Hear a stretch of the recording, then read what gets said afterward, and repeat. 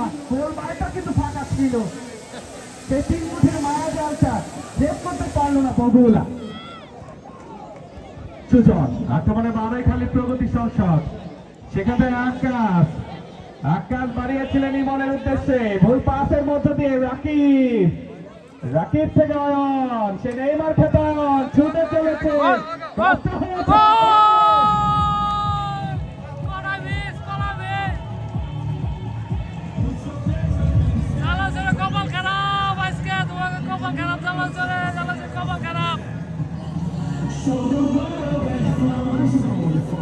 বারবার সুযোগ পায়, গোল করতে পারতেছে না জামালচর।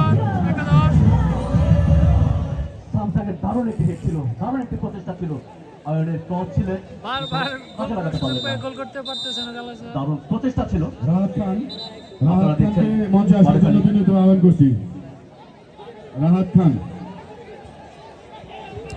আপনারা দেখছেন বারাইখালী প্রগতি কোনো দর্শক মাঠে প্রবেশ করবেন না, অনাকাঙ্ক্ষিত কোনো ঘটনা ঘটাবেন না, কোনো দর্শক মাঠে প্রবেশ করবেন না। তারা আজকে শেষ ছুটে হাতির মতো জয় নিয়ে মাঠ ছাড়বেন সেটি দেখা দিচ্ছে। বগুলা এগিয়ে যাচ্ছেন, ব্যাক পাস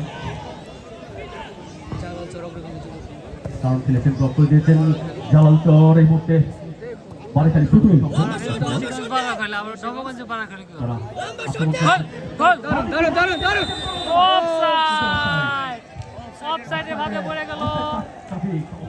পড়ে গেলেন।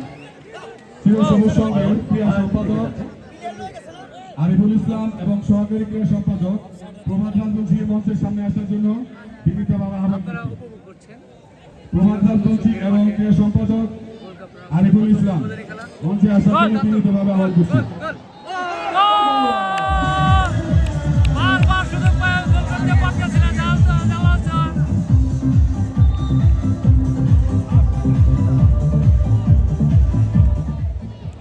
সুযোগ পায়, গোল করতে পারতেছে না জামালচর।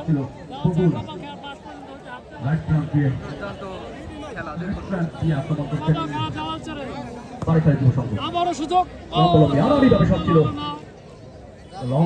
লং শট করেছিলেন।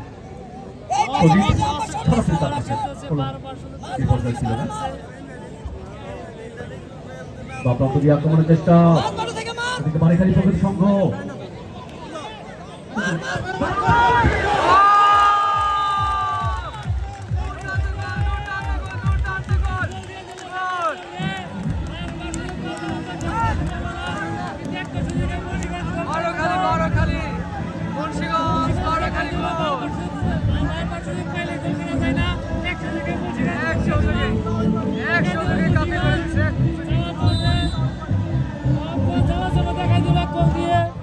বারবার সুযোগ পেলে গোল করা যায় না, 100 জায়গায় গোল দেওয়া যায়, 100 জায়গায় গোল করে দেয়।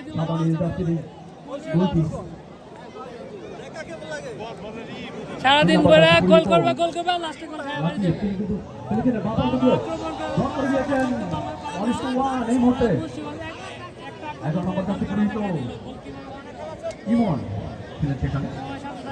আক্রমণের চেষ্টা, জালালচর অংশগ্রহণ যুব সংঘের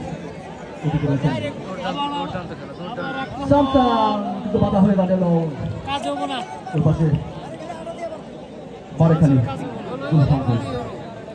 প্লেয়ার। এর মধ্যে কিন্তু দারুণ উত্তেজিত খেলোয়াড় না, গোল খেলে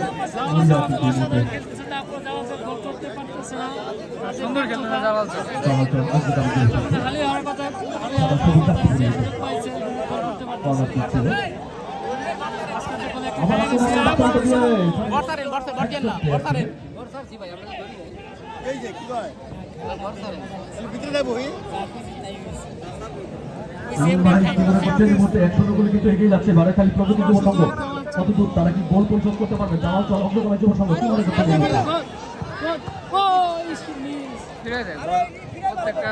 ফুটবল খেলার শুরু থেকে কিন্তু জালালচর অগ্রগামী যুব সংঘ কয়েকটি আক্রমণ করেছেন, কয়েকটি সুবর্ণ সুযোগ তৈরি করেছিলেন। সেই ক্ষেত্রে বারাইখালী প্রগতি সংসদ 3টি আক্রমণ থেকে একটি গোলের দেখা পেলেন। অবশ্যই গোল পরিশোধের সম্ভাবনাটা কিন্তু রয়েছে রসেল ভাই,